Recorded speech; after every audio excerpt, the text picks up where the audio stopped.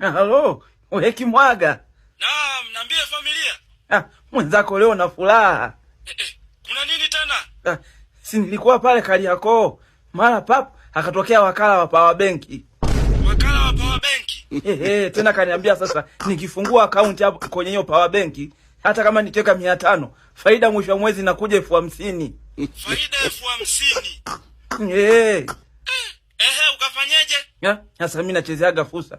Hapa nikamchapa 50,000 anifungulia account ili mwisho wa mwezi nipige 500,000. 500,000? Power Bank nilibetia kuchajia simu. Kuchajia simu? Wewe umeshapigwa. Ulijua benki hela au? Mama yangu Shida ulikurupuka, ungeniambia mimi ningekupeleka CIDB, ungekufungulia account. Tena kuna ile inaitwa sim banking. Benki kimpango wako afiki yako.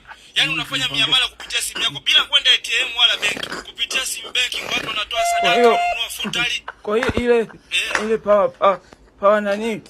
Power bank. Hiyo. Hilo la kuchajia simu umeshapigwa. Mpaka naishiwa power.